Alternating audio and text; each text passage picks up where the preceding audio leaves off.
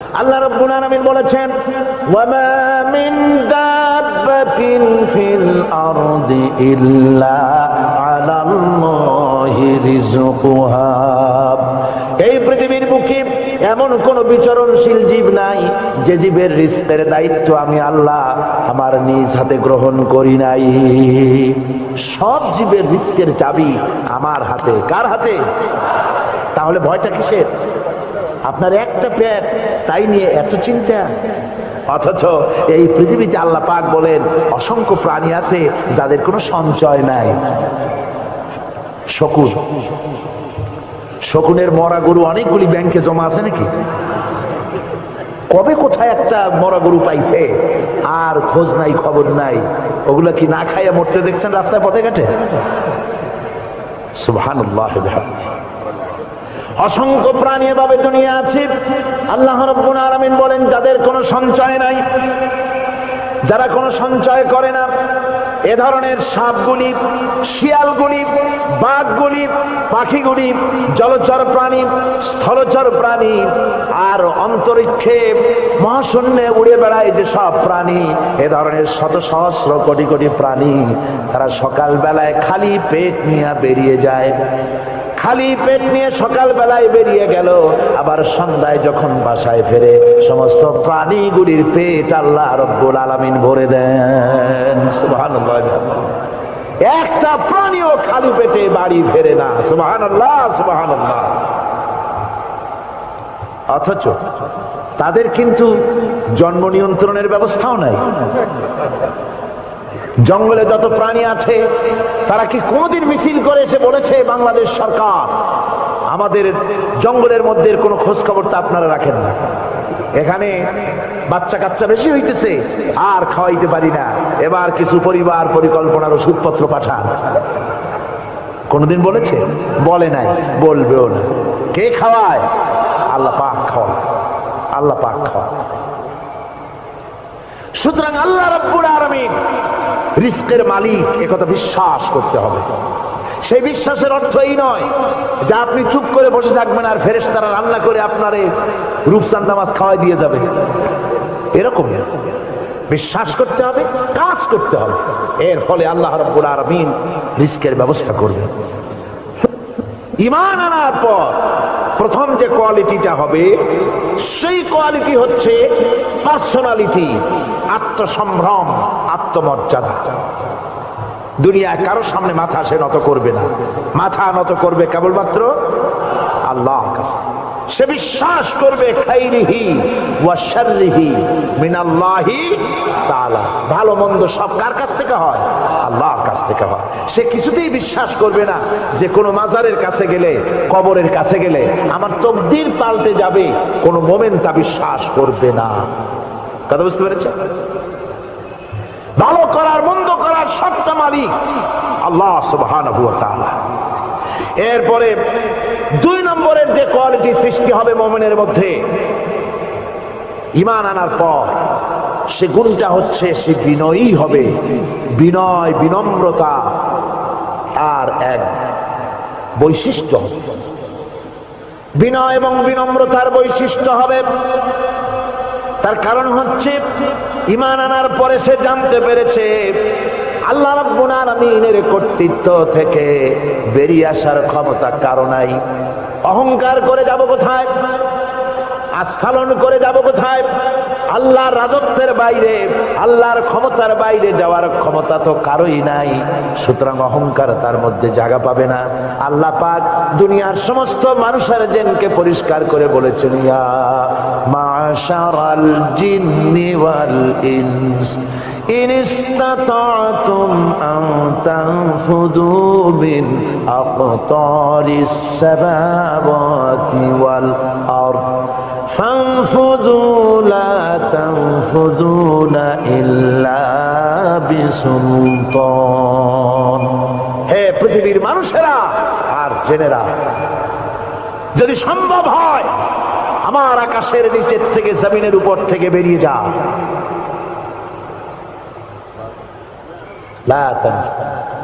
বেরিয়ে যেতে পারবে না। আমি আকাশ এবং জমিন থেকে যদি সম্ভব করতে পারো বেরিয়ে যা। আর যদি কোনো আকাশ থাকে তার নিচে যা, আর যদি কোনো জমিন থাকে তার উপরে যাও। এমন দেশ যদি পাও যেখানে আমার আলো ছাড়া কোনো আলো আছে, আমার বাতাস ছাড়া কোনো বাতাস আছে, আমার চাঁদ সূর্য ছাড়া কোনো চাঁদ সূর্য আছে, যাও সেখানে। আল্লাহ রাব্বুল আলামিন বলেন নাই এরকম যাওয়ার কোনো উপায় নাই। আমি আল্লাহ রাব্বুল আলামিন আকাশ আর জমিন দিয়ে প্যাকেট করে রেখেছি, আটকায় রেখেছি। আমার রাজত্ব থেকে, আমার ক্ষমতা থেকে, আমার কর্তৃত্ব থেকে বেরিয়ে যাওয়ার ক্ষমতা কোনো মানুষের নাই, কোনো জিনের নাই, কোনো প্রাণীর নাই। সুবহানাল্লাহ ওয়া বিহামদিহি। মানুষ হচ্ছে অহংকার কিসের হবে? তোমরা হচ্ছ ফকির। আল্লাহ পাক বলছেন ওয়াল্লাহুল গনিয়্যু ওয়া আনতুমুল ফুকারা। আল্লাহ হচ্ছেন গনি। আল্লাহ কি? গনি, বেনিয়াস, বেপরোয়া। ফাআলুন বিমা ইউরিদ, যা খুশি তাই করে, কারো মুখাপেক্ষী তিনি নন। কোরআনে কারীমে রব্বুল আলামিন বলেছেন নবী আপনি আমার ব্যাপারে, আমার গুণাবলীর ব্যাপারে বলুন। কুল হুয়াল্লাহু আহাদ, পড়েন সবাই। কুল হুয়াল্লাহু আহাদ আল্লাহুস সামাদ লাম ইয়ালিদ ওয়া লাম ইউলাদ ওয়া লাম ইয়াকুল লাহু কুফুয়ান আহাদ। আল্লাহ পাক বলেন বান্দারে ও আমার নবী আপনি বলুন আল্লাহ পাক এক এবং একক, তিনি নিরঙ্কুশ, তিনি বেনিয়াস, তিনি কারো মুখাপেক্ষী নন, তিনি কাউকে জন্ম দেন নাই, তাকেও কেউ জন্ম দেয়নি। আকাশ এবং জমিনে আল্লাহর সমকক্ষ কেউ নাই। তোমরা হচ্ছ ফকির আর আমি আল্লাহ হচ্ছে বেনিয়াস। লিল্লাহি মা ফিস সামাওয়াতি ওয়া মা ফিল আরদ, আকাশে যা আছে জমিনে যা আছে সব আল্লাহ। সব কার? আল্লাহ পাকের। সুতরাং কিসের অহংকার, কিসের মাতবাড়ি? মানুষ পেছনের কথা ভুলে যায়, মুঠেই চিন্তা করে না।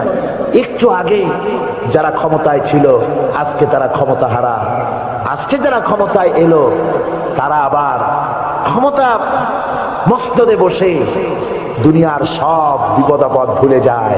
কি করে আরো বেশি লুটপাট করা যায়, আরো বেশি মানুষকে শোষণ করা যায়, মানুষ এই চিন্তাই করে। অহংকারে, ক্ষমতার দর্পে ফেটে পড়ে, চিন্তা করে না পেছনের কথা। আল্লাহ রাব্বুল আলামিন বলেন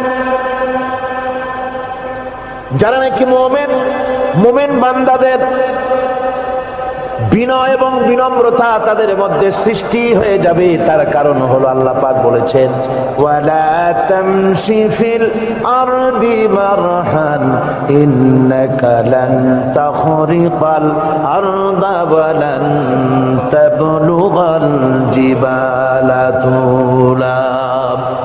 ওয়ালা তামশি ফিল আরদি মারহান, আমার জমিনের উপরে অহংকার করে পা ফেলো না। তুমি কি পারবে অহংকার করে আমার জমিনটাকে বাটাই দিতে? কি বলেন, পারা যাবে? অহংকার করে জমিনের উপরে লাথি মারেন জোরে, জমিন ফাটবে?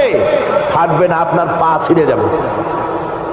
আপনি কি পারবেন অহংকার করে পাহাড়ের উচ্চতা লাফ দিয়ে ছাড়াই যেতে পারবেন? তাও পারবেন। সুতরাং আল্লাহ পাকের উপরে ঈমান আনলে পরে তাদের মাথা এভাবে নত হয়ে যায়, অহংকার তাদের মধ্যে জায়গা পায় না। অহংকার কিসের? কিসের অহংকার তোমার? মানুষ তার জন্মের কথা, কোরআনে কারীম বলে মানুষ কি তার জন্মের কথা স্মরণ করে না? তোমার তো এমন অবস্থা ছিল দুনিয়ায় উল্লেখযোগ্য বিষয়বস্তু হিসাবে তুমি পরিগণিত ছিলে না। তুমি হচ্ছ, তোমার জন্মের উৎস কথা হচ্ছে এক ফোঁটা নাপাক পানি, এমন নাপাক পানি যা শরীর থেকে নির্গত হলে পরে গোসল করা ওয়াজিব হয়ে যায়। এমন এক ফোঁটা নাপাক পানি যার জন্মের উৎস, তার আবার অহংকার কিসের? পৃথিবীতে অহংকার যারাই করলো আল্লাহ পাক তাদেরকে ভালো করে দেখায় দিলেন। নমরুদকে দেখায়ছেন, ফেরাউনকে দেখায়ছেন, যুগের ছোট ছোট নমরুদ ফেরাউন যেখানে যেখানে খুঁজে খুঁজে ফেরাউন হয়েছে আল্লাহ সকলকেই দেখিয়ে দিয়েছেন। দেন নাই? দেখিয়ে দিয়েছেন। সুতরাং মাথা নিচু করে চলতে হবে, বিদ্যার বড়াই করা চলবে না। কত লেখাপড়া করেছো তুমি? এমএ পাস করেছো, তাতে কি হয়েছে? সবে মাত্র বর্ণবোধ পড়েছো, জ্ঞানের রাজ্যে পা ঢুকিয়েছো, এখনো কিছু শেখনি। টাইটেল পাস করেছো তো কি হয়েছে? কদ্দুর শিখেছো?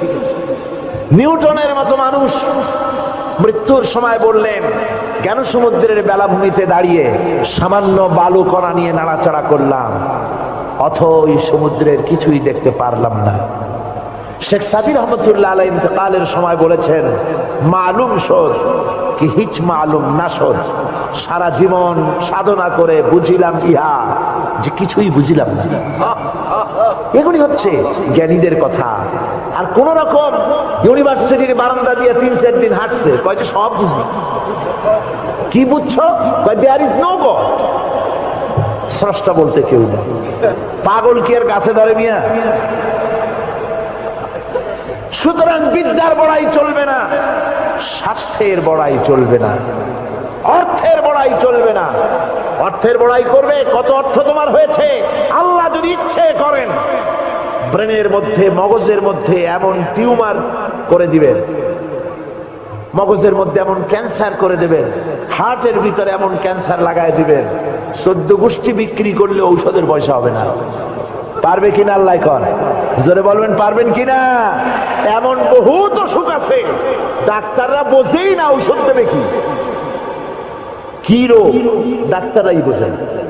এগুলি ইংল্যান্ড এবং আমেরিকায় যখন যাই, সেখানে বহুত লোক দোয়া নিতে আসে, কয় যে হুজুর দোয়া করেন, দীর্ঘদিন পর্যন্ত রোগে ভুগতেছি। কি রোগ? অমুক রোগ। তাই এখানে এত মডার্ন মেডিকেল সায়েন্স এত উন্নত হয়েছে, ডাক্তাররা কি কয়? ডাক্তাররা ব্লাড, স্টুল, ইউরিন, বিশুদ্ধ টেস্ট করিয়া কয় যে বুঝি না কি হয়েছে। মনে পড়ছে সেই দার্শনিকের কথা। একজন দার্শনিক নৌকায় চড়ে যাচ্ছে কোথাও, তো নৌকায় চড়ে যাচ্ছে, দার্শনিক একা, মাঝি নৌকা বাঁধছে। দার্শনিক মানুষ তো, মাথার মধ্যে দর্শন গিজগিজ গিজগিজ করছে, কথা বলার লোক পায় না। এখন মাঝির সাথেই কথা বলার সিদ্ধান্ত নিল। শেষ পর্যন্ত বলল, রে মাঝি, কত বছর নৌকা চালাও? তা তো বহুত বছর, জীবনটাই কাটাই দিলাম। ভূগোল চেনো? ভূগোল কখনো দেখেছো? কই যে না, ভূগোল আমি দেখবো কোথাতে, আমি হলাম গরিব মানুষ, এগুলি ধনীদের কাম, তারা হয়তো খায় টায়, আমি ভূগোল দেখিও নাই খাইও নাই। বলে আশ্চর্য কথা, ভূগোল মানুষে খায় নাকি? জীবনটা তো চারে নেই, নষ্ট করে ফেলাইছে। মাঝি দাঁতগুলো বাইর করে দিয়ে বলতেছে, স্যার হইতেও পারে। কিছুক্ষণ পর দার্শনিক বলছে, এই বেটা দর্শন বোঝো? স্যার খামোখাই স্মরণ দিচ্ছেন, এ সমস্ত বড় লোকের খাবার, ওগুলি আমার সামনে বলে লাভটা কি?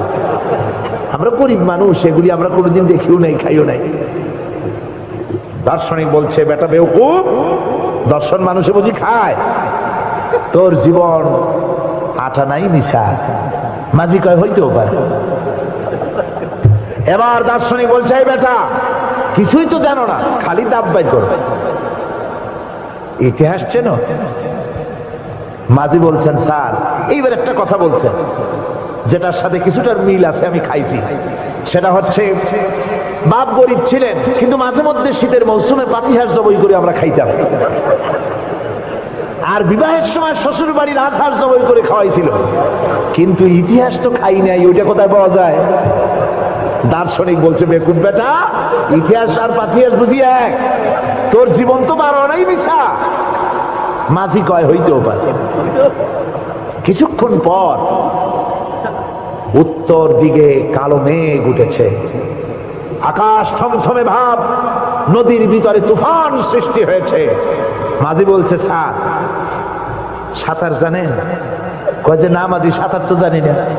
মাঝি কয়, স্যার ভূগোল, দর্শন, ইতিহাস 3 সাবজেক্টে আমার জীবন 12 আনা মিশা, এখন তো দেখি এক সাবজেক্টে 16 আনাই মিশা আপনার।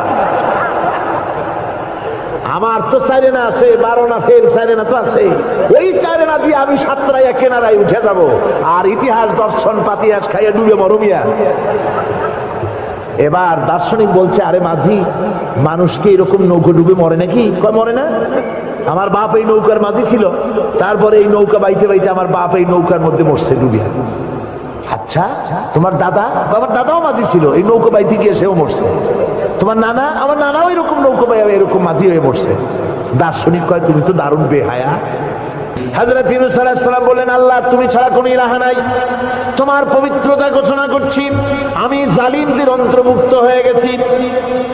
তিনি যখন চিল্লাচ্ছিলেন, মাছির পেটের ভিতরে বসে যখন কাতরুক্তি করতেছিলেন, আল্লাহ বুঝি তখন শোনেন নাই সে কথা? কি বলেন? আল্লাহ বুঝি তখন তন্দ্রায় বা নিদ্রায় ছিলেন না? আল্লাহ পাক কি ঘুমান? তন্দ্রায় যান? লা তাখুযুহু সিনাতুন ওয়ালা নাওম। আল্লাহ রাব্বুল আলামিন বলেন, কোন তন্দ্রা বা নিদ্রা আল্লাহ রাব্বুল আলামিনকে স্পর্শ করে না।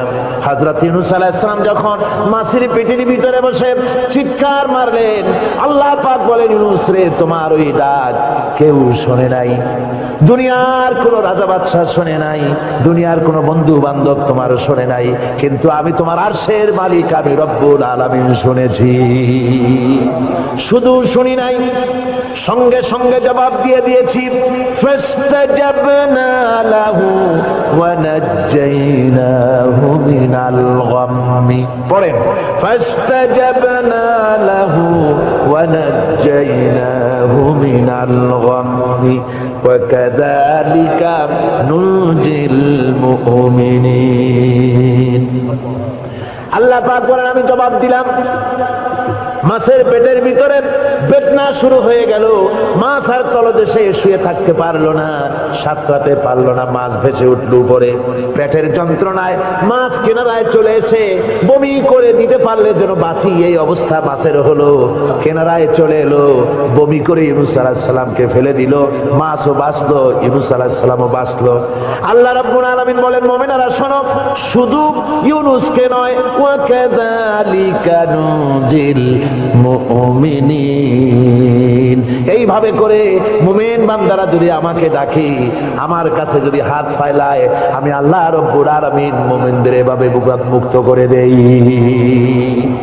আল্লাহ পাক বিপদ মুক্ত করে দেন। ওয়া ইয়াত্তাকিল্লাহা ইয়াজআল লাহু মাখরাজা।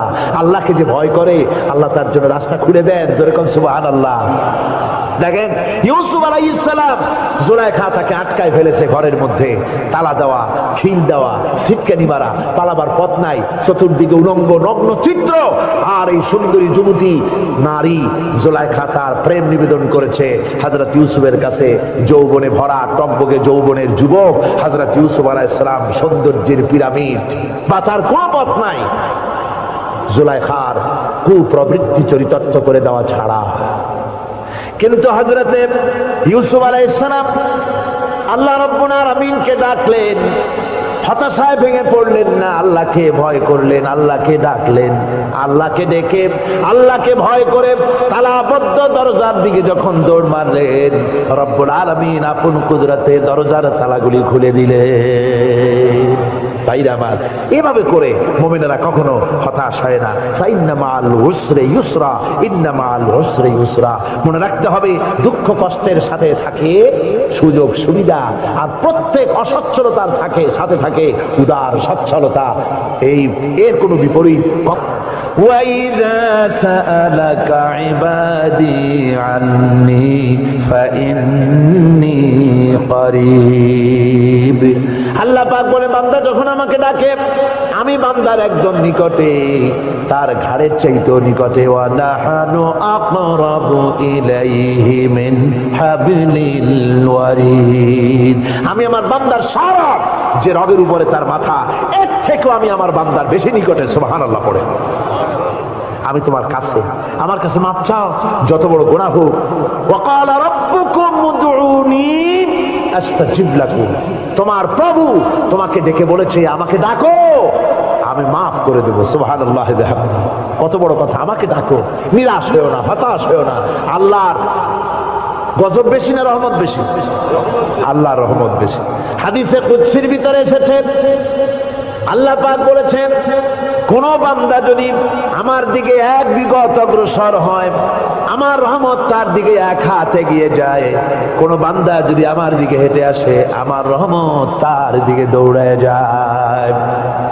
বান্দা যখন আল্লাহর দরবারে দুহাত উঁচু করে চোখের পানি ফেলে দেয়, মুসলিম শরীফের হাদিসের ভিতরে এসেছে, গভীর রাত্রে, রাতের তৃতীয় অংশে আল্লাহ রাব্বুল আলামিন প্রথম আকাশে আসেন আর ডেকে বলেন, পৃথিবীতে আছো নাকি কেউ গুনাহ করে জীবন বরবাদ করে দিয়েছো, আমার কাছে মাপ চাও। ঋণগ্রস্ত আছো, অসুস্থ আছো, অপমানিত আছো, কে আছো মাজলুম, আমাকে ডাকো, আমার কাছে বলো, আমি ডাকের সাড়া দেব, জীবনের আশা পূরণ করে দেব। ওই সময় যেই সমস্ত লোকেরা কাঁদে তাহাজ্জুদের নামাজ পড়ে, আল্লাহ জিজ্ঞেস করেন ফেরেশতারা, অমুক অমুক দেশে অমুক অমুক বান্দারা কাঁদে কেন? ফেরেশতারা বলে, রব্বুল আলামিন তুমি তো ভালো করে জানো। আল্লাহ বলেন, জানি, তবুও তোমাদের মুখে শুনতে চাই। তারা বলে, রব্বুল আলামিন তোমার এই বান্দা গুনাহ করেছে, গুনাহর জন্য মাপ চায়, জাহান্নাম থেকে বাঁচতে চায়। আল্লাহ পাক বলেন, ফেরেশতারা আমার এই বান্দারা আমারে দেখেছে নাকি? বলে দেখে নাই। বলে আমার দোজখ দেখেছে নাকি? বলে না, তাও দেখে নাই। আমার বেহেশত দেখেছে নাকি? বলে না, তাও দেখে নাই। আল্লাহ পাক বলেন, ফেরেশতারা সাক্ষী থাকো, ওরা আমাকে দেখে নাই, আমার বেহেশত দোজখ কিছুই দেখে নাই, শুধুমাত্র আমার নবীর কথা, আমার কোরআনের কথা বিশ্বাস করে আরামের ঘুমকে হারাম করে যেভাবে তারা কাঁদতেছে, সাক্ষী থেকে যাও ফেরেশতারা, আমার রহমতের দরিয়ায় জোশ মেরেছে, আমার ওই ক্রন্দনরত বান্দাগুলিকে আমি আল্লাহ মাফ করে দিলাম। সুতরাং মুমিন বান্দা যারা, আল্লাহর মুমিন বান্দা যারা, এই ইমানের কোয়ালিটি, এটাও হতাশায় নিরাশায় ভেঙে পড়বে না। গুনাহ তো মানুষই করে, গুনাহ হয়ে গেছে, মাপ চাও। তোমার গুনাহ কদ্দূর? তোমার গুনাহ যদি হয় পাহাড় সমান, আল্লাহর রহমত আকাশ সমান। জাহান্নামের কঠিন শাস্তি থেকে বাঁচতে হলে আল্লাহর প্রতি ঈমান আনতে হবে। আর ঈমান আনলে যে কোয়ালিটিগুলি হওয়া উচিত, সেগুলি আমি আপনাদের সামনে আলোচনা করছি। এরপর আরেকটি কোয়ালিটি হবে মুমিনের, তা হলো কঠোর কঠিন বিপদে অবিচল থাকবে, বিপদে ভেঙে পড়বে না। বিপদ আপদ, শত্রুতা, ক্ষয় ক্ষতি যা কিছু হয় সবই আল্লাহর পক্ষ থেকে, এটা মেনে নিতে হবে এবং ধৈর্য ধারণ করতে হবে। বিপদ মুসিবত শুধু উম্মতের জন্য নয়, দুনিয়ার সমস্ত নবীদের বিপদ এসেছে, হয় নাই? নবীদের বিপদ আসে নাই? কোরআনে কারীম থেকে শুনুন, আল্লাহ রাব্বুল আলামিন বলেন, ওয়া কাযালিকা জাআলনা লিকুল্লি নাবিয়্যিন আদুওয়াম মিনাল মুজরিমিন। আল্লাহ পাক বলেন, এমনি করে আমি সকল নবীদের শত্রু বানিয়ে দিয়েছি, সব পাপিষ্ঠ আর অপরাধ প্রবণ লোকদেরকে। প্রত্যেক যুগে নবীদের শত্রু ছিল, প্রত্যেক যুগে নবীদের কি ছিল? শত্রু ছিল। সে শত্রু কারা ছিল? আল্লাহ পাক বলছেন, নবীদের শত্রু ছিল পাপিষ্ঠ আর অপরাধ প্রবণ লোক, এরাই ছিল নবীদের দুশমন। রাসূলগণের অবস্থা যদি এই হয়, তাহলে তার উম্মত, ওই দিনের ধারক বাহক যারা, তাদের বুঝি বিপদ আপদ হবে না? নাকি হবে কিনা? তো ইসলামের বিরোধিতা যারা করে, কোরআনের পরিভাষায় বলা হয়েছে ইসলামের দুশমন, নবীদের দুশমন। দুনিয়ার সব পাপিষ্ঠ আর অপরাধ প্রবণ লোকেরাই ইসলামের দুশমন হয়, নবীদের দুশমন হয়। আজও দেখেন, আজও তাকিয়ে দেখেন, ইসলামী আন্দোলনের বিরোধিতা যারা করে তারা পাপিষ্ঠ চরিত্রের কিনা, তাকায় দেখেন, খুঁজে দেখেন, সর্বত্র খুঁজে দেখুন, খুঁজে দেখুন।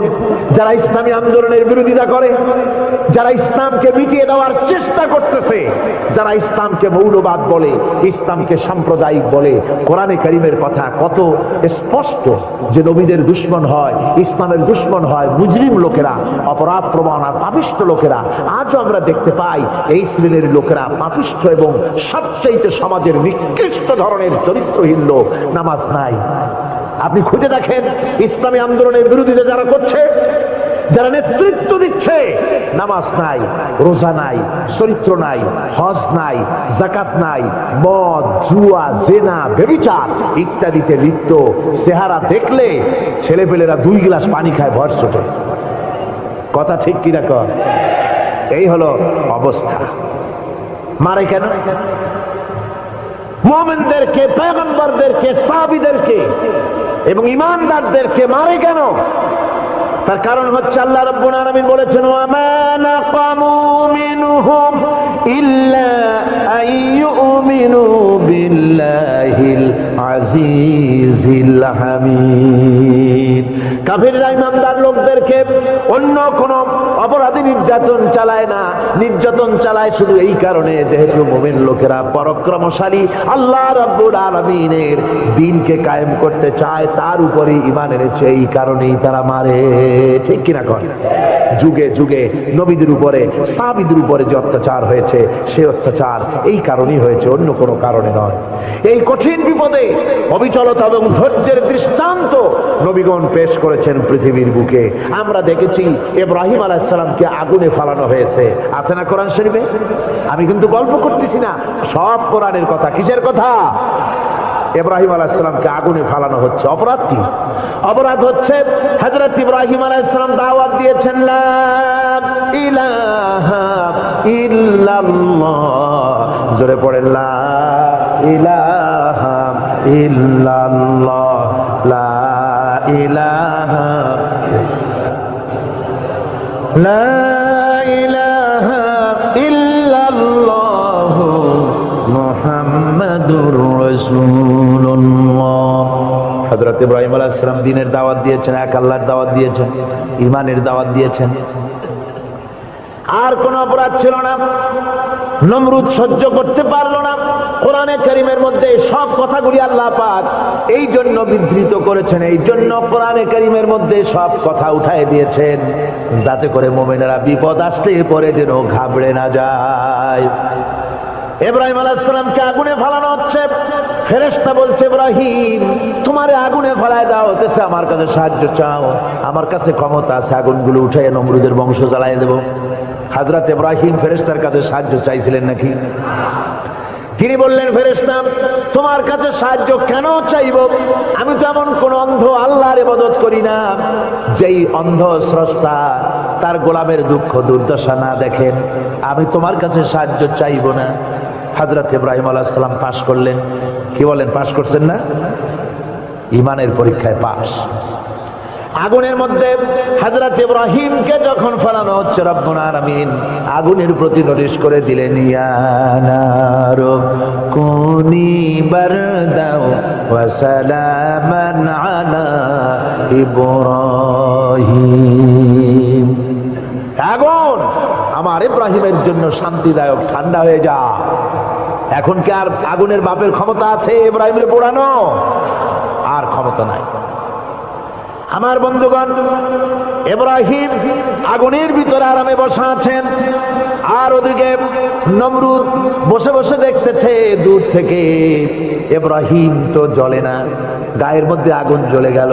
ডাক দিয়া কয় আগুন তোর হলো কি? কেন জ্বালাইতে পারিস না আমার দুশমন রে? হলোটা কি তোর? তোর কি জ্বালানো শক্তি বন্ধ হয়ে গেল নাকি? আগুনের ভিতর থেকে জবাব এলো, নমরুদ রে আমার ভিতরে জ্বালানো শক্তি আছে কি নাই যদি প্রমাণ করতে চাও, টেস্ট করতে চাও, তুই নিজে আয়, তোরে শুদ্ধ তামাম দুনিয়া জ্বালাই দিতে পারি, ইব্রাহিমের এক গাছা পশমও জ্বালাই দিতে পারি না। তার কারণ হচ্ছে আমি হচ্ছি মাখলুক, আল্লাহ হচ্ছেন খালিক। আল্লাহ আমাকে বলেছেন না জ্বালাতে, তুমি হাজার বার বললেও আমি ইব্রাহিমকে জ্বালাইতে পারবো না।